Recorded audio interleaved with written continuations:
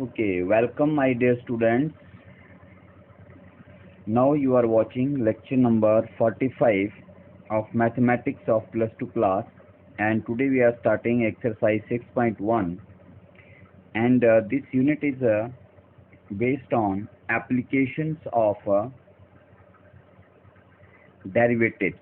ठीक है, we name it as a AOD, applications of derivatives. So I hope आपने unit number 5 में जो हमने डिफरेंशिएशन पढ़ी है आपने वो अच्छे से समझ ली होगी और डिफरेंशिएशन के फॉर्मूले भी अच्छे से लर्न किए होंगे, और अगर नहीं किए हैं तो उन फॉर्मूलों को अच्छे से लर्न कर लीजिए और साथ में एक कॉपी बनाइए, उसके ऊपर लिखकर उन्हें रख लीजिए.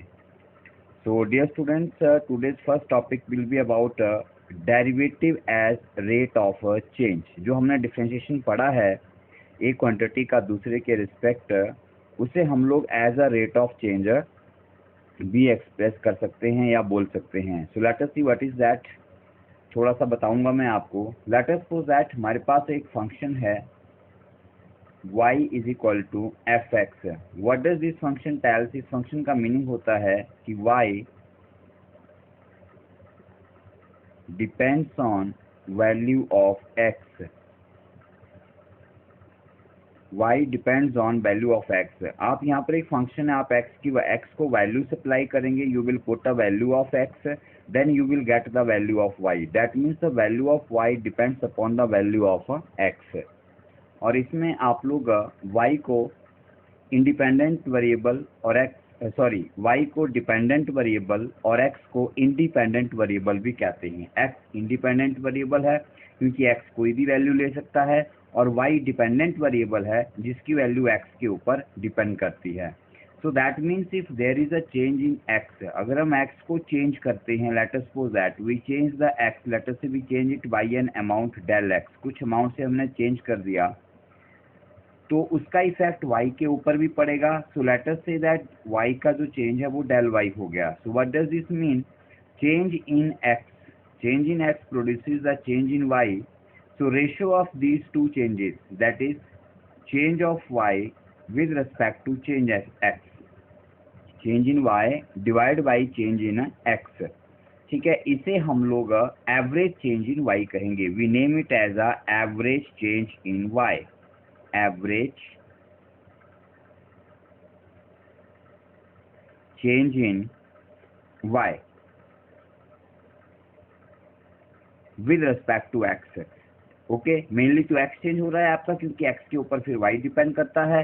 तो x कितना चेंज हुआ उसके रिस्पेक्ट में y कितना चेंज हुआ, उन दोनों का ratio del y upon del x जो है उसे हम लोग एवरेज चेंज कहते हैं. ठीक है, चलिए अब आगे चलते हैं. अगर अब हम लोग यहाँ पर limit del x tending to 0 apply कर देते हैं, limit del x tending to 0, इसका मीनिंग क्या हुआ कि जो हमारा del x है, जो हमारा इंडिपेंडेंट वेरिएबल है, उसका जो चेंज है that is a very very small. Change is very very small, that is very very small change.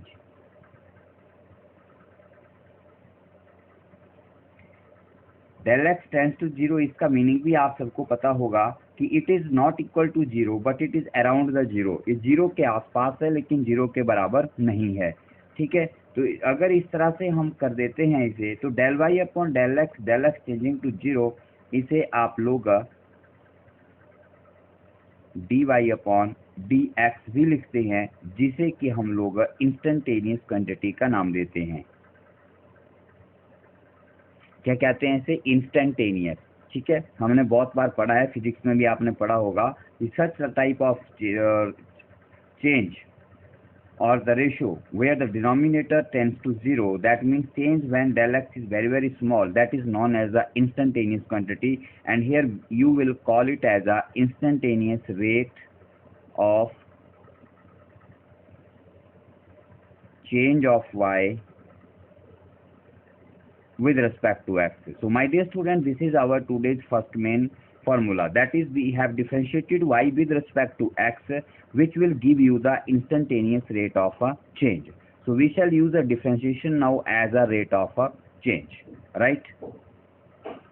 So Let us start the question. Let me write here the first question, then we shall explain it again.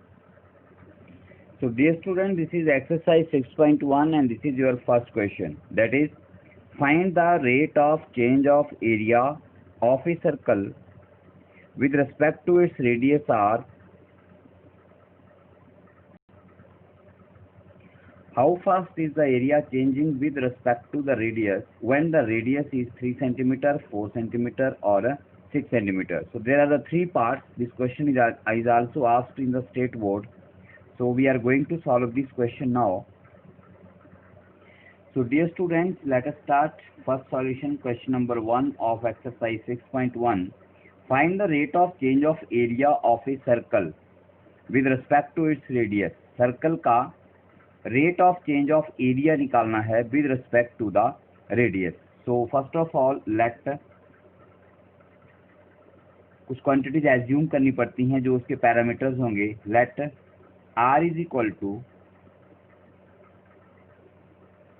radius of circle, a is equal to area of circle, then a. Circle का area क्या होता है बच्चों, आपको formula पता होना चाहिए, that is pi R square. A is equal to pi R square. ये हमने लिख लिया. Now in the question you are asked to find the rate of change of area of a circle with respect to its radius. So therefore rate of change of area किसके respect पूछा गया है, with respect to its radius. Okay, so now remember the formula that we have discussed in the starting of this lecture, that we were writing dy upon dx. What was it saying? It was saying that it was a, याद कर लीजिए एक बार फिर बता रहा हूँ, इस फॉर्मूले का क्या मतलब था, rate of change of y with respect to x. हरी बात समझ में, it was rate of change of y with respect to x. ठीक है.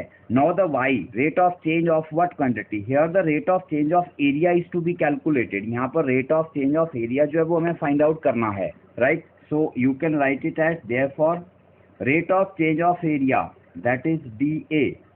न्यूमरेटर में एरिया आ जाएगा, with respect to its radius, that is dr. That is a dr. So it is now dA upon a dr. That is equal to d upon dr of pi r square. Okay, and you know that it is simple differentiation. Pi is a constant out of the differentiation. Differentiation of r square with respect to r, that is a 2r. And again chain rule is of very much importance in these questions. यहाँ पर chain rule बहुत important है जो आपको लगाना है. Okay, so यहाँ पर हम differentiation r की कर रहे हैं और with respect to r ही हो रही है, r square की है और variable भी r है, तो यहाँ पर r की r के साथ दोबारा करेंगे तो 1 आ जाएगा. So no need to write here it. So you get pi into 2r or you can write it as a 2 pi r. ठीक है. So this implies what you are getting here. You are getting here as a dA upon dr is equal to 2 pi r. ठीक है. अब ये तो हमें rate of change of area with respect to radius मिल गया. But look at the question, what is asked in the question. Is asking how fast is the area changing with respect to radius when the radius is 3 centimetre. तो जब radius आपका 3 centimetre है, तो ये तो आपका एक जनरल क्वेश्चन है, हमने एरिया का चेंज निकाला रेडियस के साथ. बट अब वो पर्टिकुलर केस में कह रहा है कि जब रेडियस 3 सेंटीमीटर है तो चेंज कितना होगा. So what you will right here. हाँ, एक चीज़ और है, यहाँ पर इसके यूनिट्स भी लिखे जाते हैं बच्चों. तो you can right its unit from the left hand side. Left hand side पे देखो एरिया है, एरिया से यूनिट बनाना है आपने. एरिया के यूनिट होता है क्या, मीटर स्क्वायर या centimetre square. So you can see the question is given in the 3 centimetre. Centimetre में है तो इसके यूनिट जो है वो सेंटीमीटर्स में लिए जाएंगे. सो let us see the first part. First part is when radius is 3 centimeter. So you write here when R is equal to 3 centimetre, तो कैसे करेंगे आप इसे, when R is 3 centimetre you will write it like this way, D A upon D R, you can put here the bracket sign now, and at the bottom of the bracket you will write r is equal to 3 and put the value r equal to 3 in differentiation of dA, in differentiation dA upon dr, that is 2 pi into r. In place of r you will write 3, so this become 2 into 3, that is 6 pi, and you get here r was in centimeter, so area centimeter square upon centimeter. So your first part answer is 6 pi centimeter square per centimeter. So as for a second part, you can do it yourself. You are given here the 4 centimeter. In second case, you can write here directly dA upon dr. When r is equal to 4, then what you get, 2 pi, r value of r is now 4. So this becomes 4 to the 8 pi. Again units are centimetre square upon centimetre, area का unit square में और radius का unit centimetre simple value में। ठीक है, तो इस तरह से हम इस क्वेश्चन को सॉल्व करते हैं। और थर्ड पार्ट आप लोगों के लिए रख रहा हूँ मैं 6 सेंटीमीटर, इसका जो आंसर है वो मैं यहाँ पे लिख देता हूँ। थर्ड पार्ट का जो आंसर है वो 12 पाई सेंटीमीटर स्क्वायर अपॉन सेंटीमीटर आएगा। तो आप इसे कंप्लीट करके अपनी नोटबुक में लिख लीजिए। So let us take the next question now.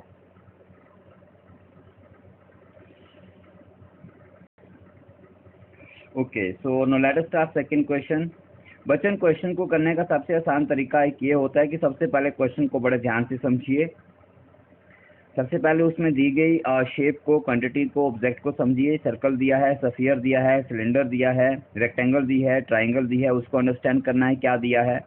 उसके बाद ये समझिए कि उसकी रेट ऑफ चेंज किसकी दी गई है और क्या फाइंड आउट करना है। फिर ये क्वेश्चन बहुत ईजी हो जाते हैं। ठीक है, बोलने का मतलब कि क्वेश्चन को ध्यान से समझिए, don't start the answer directly. So read here, the radius of circle is increasing uniformly eight the rate of 3 centimetre per second. यहाँ तक हमने रीड कर लिया question. Find the rate at which the rid of circle is increasing when the radius is 10 centimetre. Very simple question. देखिए, सबसे पहले कुछ parameter assume कर लेंगे। जैसे सर्कल दिया है तो रेडियस मान लेंगे, एरिया भी इसमें पूछा गया तो एरिया को ए सपोज कर लेंगे। So right as in the first question.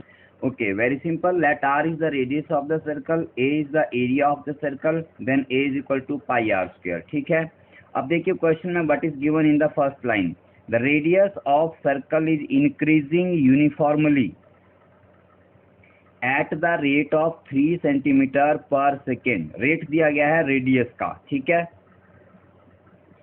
Rate दिया गया रेडियस का। बच्चों ध्यान से देखो, रेडियस ऑफ सर्कल मतलब हमें डी आर अपॉन, अब अपॉन ध्यान से देखना है, रेट का मतलब है हमें लिखना है D Y upon D X. ठीक है, ऊपर लिखना है जिसका रेट चेंज दिया है, नीचे लिखना है जिसके रेस्पेक्ट दिया है। अब क्वेश्चन में कुछ नहीं लिखा कि किसके रेस्पेक्ट दिया है, तो जब ऐसा क्वेश्चन आता है तो हमें उसके यूनिट ध्यान से देखने पड़ते हैं, इसलिए यूनिट बहुत इंपॉर्टेंट होते हैं जो मैंने पिछले क्वेश्चन में आपको बताए। तो आपको लिखा गया है radius of circle is increasing, increase कर रहा है रेडियस। ठीक है, तो इंक्रीज मतलब वो चेंज हो रहा है, मतलब डी आर आ गया। किसके रिस्पेक्ट हो रहा है, देखो आगे लिखा गया है 3 centimetre per second. 3 centimetre radius के यूनिट हो गए, पर सेकेंड, सेकेंड किसके यूनिट हैं बच्चों, टाइम के। तो इसका मतलब ये चेंज जो है वो टाइम के साथ है, तो डिनोमिनेटर में D R upon D T हो जाएगा। तो ये बन गया आपका rate of change of radius with respect to the time. और अकॉर्डिंग टू क्वेश्चन ये गिवन है तो आप सीधा लिख सकते हैं according to question,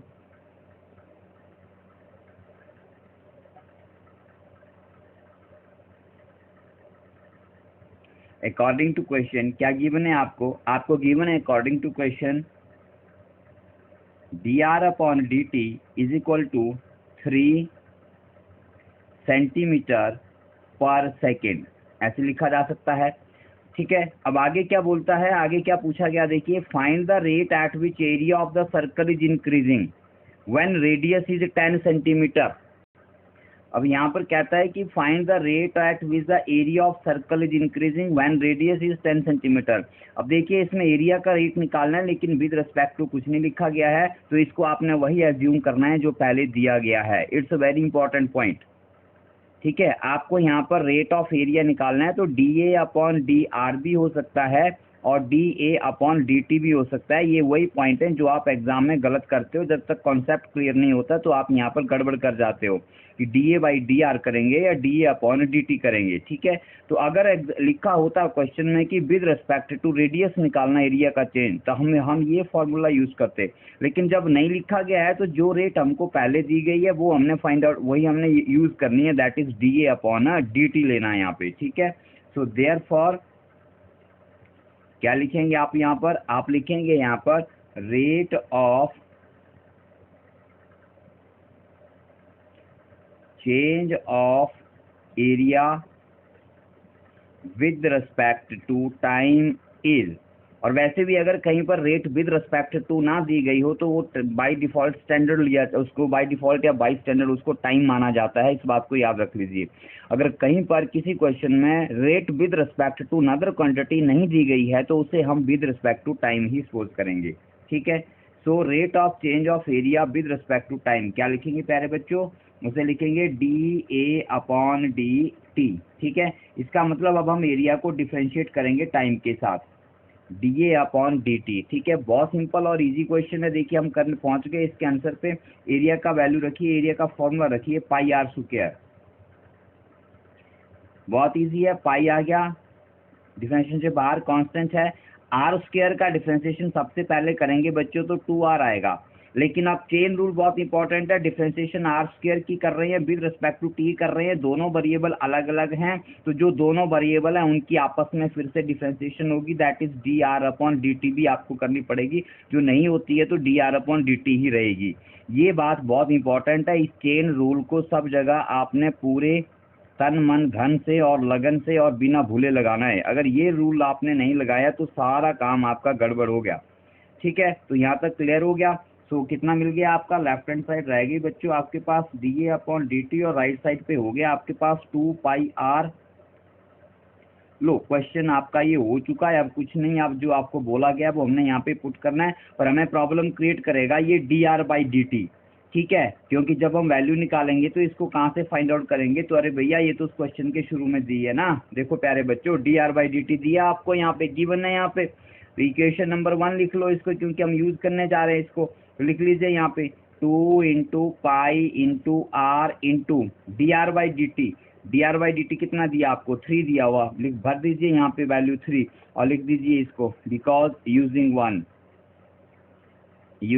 one understood होता है इक्वेशन 1 जो यूज की हमने यहाँ पे। ठीक है, तो ये कितना हो गया, 3 2 जा 6 पाई आर हो गया ये। ठीक है, तो D A by D T क्या आ गया, therefore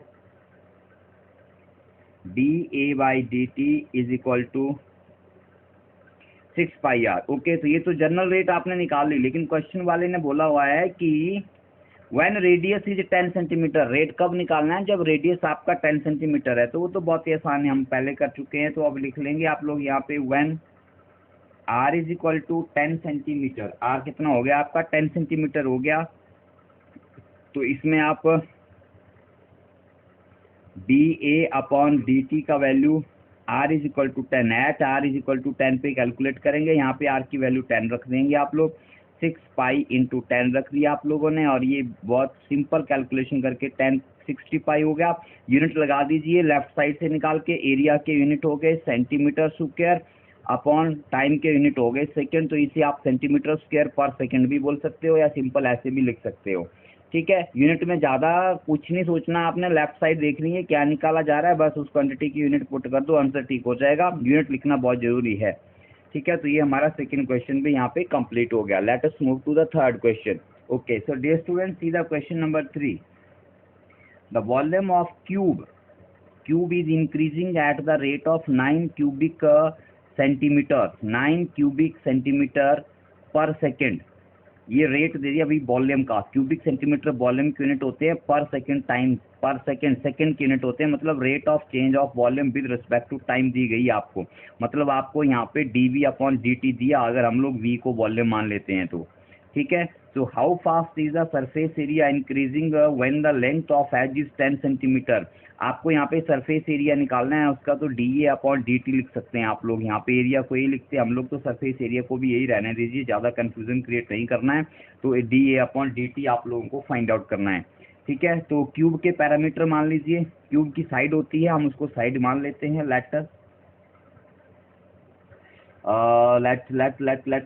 late L is equal to side of cube,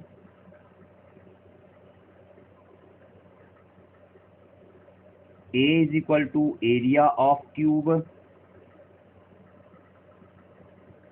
and S is equal to, sorry A area ले लिया हम लोगों ने, तो वॉल्यूम ले लीजिए अब यहाँ पे, and V is equal to volume of cube. Therefore area कितना हो जाएगा, सबको पता है क्यूब का एरिया क्या होता है, 6 into side square, that is 6L square, and volume क्या होता है क्यूब का, साइड इंटू साइड होता है, दैट इज L क्यूब। तो ये इसका वॉल्यूम हो गया और ये इसका एरिया हो गया। नाउ अकॉर्डिंग टू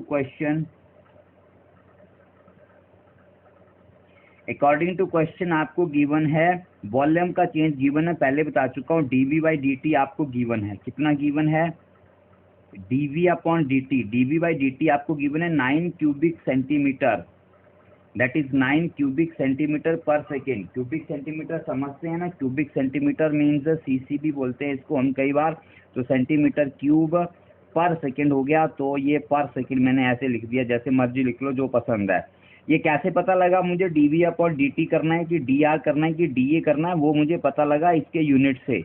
यूनिट में लिखा गया है सेंटीमीटर क्यूब पर सेकेंड मतलब divide by time, unit rate जो है वो टाइम के साथ है। ये पॉइंट बहुत इंपॉर्टेंट है, दूसरी बार फिर से बता दिया मैंने आपको, ठीक है। अब चलते हैं आगे, पूछा गया है how fast is the surface area increasing, that means rate of change of area निकालना है। विद लेंथ पूछा गया, बोल दिया गया यहाँ पे with length, very simple, sorry when length लिखा है, not with, when length, so with नहीं लिखा है बच्चों, सॉरी व्हेन लिखा है, तो व्हेन का मतलब हो गया, ओके। सो यहाँ पे दिया है when length of edge is 10 centimetre, so कुछ नहीं लिखा गया कि सरफेस एरिया की रेट किसके साथ है, तो जब नहीं लिखा गया हो तो जो गिवन होती पहले वो ले ली जाती है या टाइम के साथ ले ली जाती है। सो नाउ क्या लेंगे आप लोग, so now rate of change of area, surface area लिख लें तो भी कोई वो नहीं है, विद रिस्पेक्ट टू टाइम क्या हो जाएगी, हम उसे लिख लेंगे dA/dt। दैट मीन्स इसे कैलकुलेट करना है तो dA/dt निकालना पड़ेगा। d/dt क्या है बच्चों, निकालेंगे, एरिया का वैल्यू रखिए, एरिया का वैल्यू है 6L स्क्वायर, ठीक है। 6L स्क्वायर का डिफरेंशिएशन करेंगे, 6L स्क्वायर का डिफरेंशिएशन करने जा रहे हैं अब हम लोग। 6L स्क्वायर का डिफरेंशिएशन हो गया 6 to the 12L, very simple, 12L into L square, differentiating variable L है, विद रिस्पेक्ट टू टाइम है, तो L का T के साथ एक बार फिर लिखना पड़ेगा dL/dt, this is very important. But now here is a very important question that from where you will get dL/dt। जब तक dL/dt का वैल्यू नहीं रखोगे आपको रेट पार्टिकुलर L पर नहीं मिलेगी। तो ये जो dL/dt एक अननोन फैक्टर यहाँ पे हमारे पास बच जाता है बच्चों, इसे हम लोग गिवन फैक्टर से निकालते हैं। कहाँ से निकालते हैं, गिवन फैक्टर से, ठीक है। तो फ्रॉम गिवन इसे इक्वेशन नंबर 1 बोल दीजिए और इसे आप इक्वेशन नंबर 2 बोल दीजिए। सो फ्रॉम इक्वेशन 1 हम लेते हैं, यहाँ पर आप v का वैल्यू रख दीजिए, क्या है, d/dt ऑफ v, वॉल्यूम है L cube, is equal to 9, very simple. So L cube का डिफरेंशिएशन क्या हो गया, 3L स्क्वायर, बहुत इजी है, देखिए इसका डिफरेंशिएशन हो गया आपका 3L स्क्वायर, लेकिन L का T के साथ हो रहा है तो आपको dL/dt लिखना पड़ेगा। This is very important, keep this in your mind, chain rule, this is equal to 9। यहाँ से आप dL/dt फाइंड आउट कर सकते हो, जो कि हमें यहाँ पर चाहिए। तो let us calculate, this implies,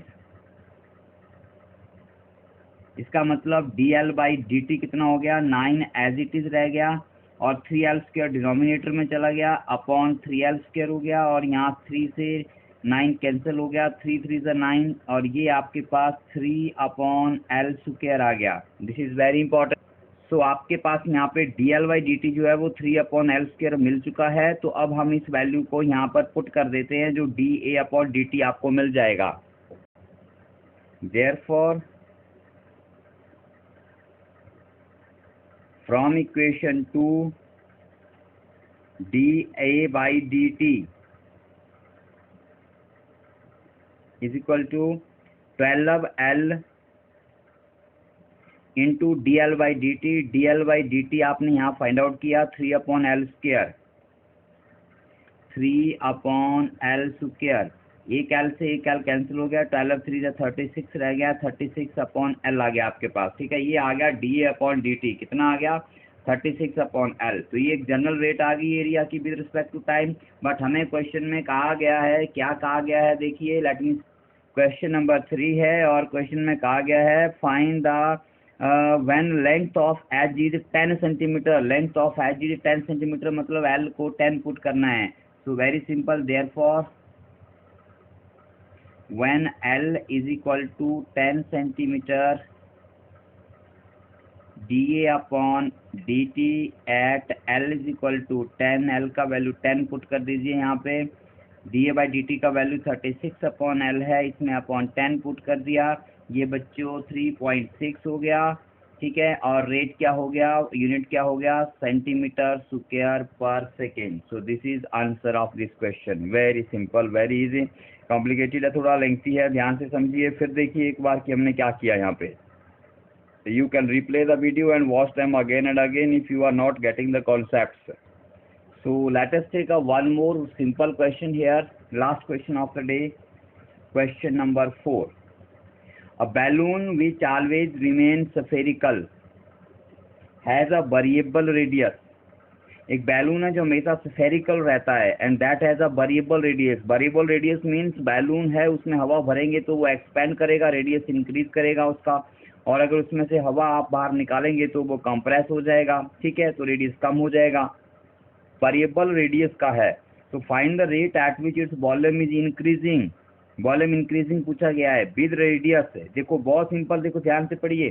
find the rate at which its volume is increasing. Volume is increasing मतलब rate of change of volume निकालना है, किसके साथ, विद रेडियस, मतलब dV/dr निकालना है। इस चीज को पहले फिगर आउट कीजिए क्वेश्चन में से कि रेट अगर कोई दी है तो कौन सी है, और अगर कोई फाइंड आउट करनी है तो वो कौन सी है। That is a very important. when the latter is 10 centimeter, when the latter is 10 centimeter, later मतलब जो बाद में कहा गया, बाद में रेडियस कहा गया, तो रेडियस 10 सेंटीमीटर पे आपको वैल्यू निकालनी है।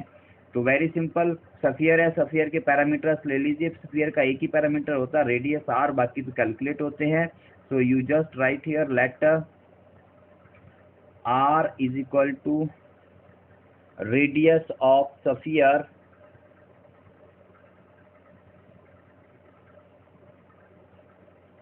दैट इज बैलून, लिख लीजिए ब्रैकेट में, बैलून सफियर है, बैलून को सफियर लिख दिया हम लोगों ने। सो एंड वॉल्यूम का ही क्वेश्चन है पूरा, तो v को वॉल्यूम मान लीजिए and v is equal to volume. Then v sphere का वॉल्यूम क्या होता है, 4/3πr³। ये फॉर्मूले अब आपको आने चाहिए बच्चों, these are very important. Now v is equal to 4/3πr³ हो गया। अब इसका रेट निकालना है। नाउ क्या फाइंड आउट करना है, आपको बोला गया है नाउ रेट ऑफ, ये इंक्रीज का भी मैं थोड़ा सा कॉन्सेप्ट बताऊंगा नेक्स्ट टॉपिक में आपको, इंक्रीज और डिक्रीज का ये वर्ड क्यों लिखा जाता है। Now rate of increase of volume with radius, ये फाइंड आउट करनी है। मतलब आपको फाइंड आउट करना है dV/dr, dV/dr आपको फाइंड आउट करना माय डियर स्टूडेंट। तो dV/dr निकालना है तो वॉल्यूम को डिफरेंशिएट कर दीजिए, बहुत इजी है। dV/dr ले लिया, वॉल्यूम आपने लिख लिया 4/3πr³। डियर स्टूडेंट बहुत सिंपल है, 4/3π कांस्टेंट है, डिफरेंशिएशन से बाहर आ गया मतलब डिफरेंशिएट नहीं होगा, और r³ का डिफरेंशिएशन 3r² हो गया। और डिफरेंशिएटिंग वेरिएबल देखो आर है, फंक्शन जिसे डिफरेंशिएट कर रहे हैं विद रिस्पेक्ट टू भी आर ही हो रहा है, तो आर के साथ डिफरेंशिएशन 1 हो जाएगी। चेन रूल में यहाँ पर 1 लिखा जाएगा, ना लिखे तो भी ठीक है और लिख लिया तो भी ठीक है। सो 3 से 3 कैंसिल हो गया, आपके पास रह गया 4 पाई आर स्क्वायर। सो इस क्वेश्चन में बहुत ही सिंपल है, आगे लिखना शुरू करेंगे आप। So you get here dv upon dr is equal to 4 pi R square, 4 pi R square. So ये जनरल आपके एक्सप्रेशन हो गया rate of change of volume का with respect to radius. But as पर क्वेश्चन आपको बोला गया है when radius is 10 centimetre, so आपको ये कैलकुलेट करना है। So you can write when r is equal to 10 centimetre, तो dv upon dr at r is equal to 10 कितना हो जाएगा बच्चों, 4 पाई इंटू 10 स्क्वायर। इसमें आप r की वैल्यू 10 रख देंगे और ये आपकी आ जाएगी 10 10 100, 100 400 पाई हो गया। यूनिट क्या आएंगे बच्चों, ध्यान से देखो, dv वॉल्यूम, वॉल्यूम की यूनिट सेंटीमीटर्स में गिवन है तो सेंटीमीटर में लगाएंगे, सेंटीमीटर क्यूब अपॉन किसके साथ है, रेडियस के साथ है तो सेंटीमीटर, सेंटीमीटर क्यूब पर सेंटीमीटर, क्या लिखेंगे, सेंटीमीटर क्यूब पर सेंटीमीटर। ठीक है, यहाँ पर एक चीज़ और बताना चाहूँगा, क्वेश्चन आज के ओवर हो गए हैं, ध्यान से कॉन्सेप्ट समझ लीजिए। एक और बता रहा हूँ, आप यहाँ पर सेंटीमीटर से सेंटीमीटर कैंसिल भी कर देते हैं, कई बार बुक्स में आंसर भी कैंसिल करके लिखा होता है, तो आप इसे 400 पाई सेंटीमीटर स्क्वायर लिख सकते हैं। बट यहाँ से फिर थोड़ा कन्फ्यूजन हो जाता है कि सेंटीमीटर स्क्वायर तो एरिया के यूनिट होते हैं हमारे, तो फिर ये क्या बात बन रही है यहाँ पे, ठीक है। तो बात तो ये सही बन रही है, क्योंकि सेंटीमीटर एक पावर कैंसिल हो जाएगी तो सेंटीमीटर स्क्वायर रह जाएगा। लेकिन उस कंफ्यूजन को दूर करने के लिए हम लोग क्या करते हैं, पार्टिकुलर जो यूनिट आंसर आ रहे हैं उसको उसी में रहने देते हैं। ठीक है, उसका मतलब हमें वहाँ से पता भी चल जाता है, जैसे सेंटीमीटर क्यूब वॉल्यूम का यूनिट हो गया, अपॉन सेंटीमीटर रेडियस का यूनिट हो गया, इसका मतलब सेंटीमीटर क्यूब पर सेंटीमीटर का मतलब हो गया rate of change of volume with respect to the radius दिया गया है। ठीक है, तो इस चीज़ को कंफ्यूजन नहीं करना है। अगर बुक्स में आप आंसर देखें तो यहाँ पे कई बार सेंटीमीटर स्क्वायर लिखा हुआ मिल जाएगा, यूनिट्स को कैंसिल करके या सॉल्व करके आगे छोटे यूनिट बन जाते हैं, कैंसिल करके कुछ बच जाता है तो उसमें भी आंसर लिखा जा सकता है। ठीक है, लेकिन वैसे आप यूनिट्स में ही रहने दें, बेसिक यूनिट में ही लेफ्ट साइड की क्वांटिटी से, तो वो that is a much better. So that's all for the day, we have solved the 4 question of this exercise. So wait for the next lecture for tomorrow. So today we have done only 4 questions, so watch them again and again to clear your concept of rate of change by using the derivatives, and then we shall solve tomorrow number of questions based on this. Okay, so my dear students, thank you for watching this lecture. Have a nice time.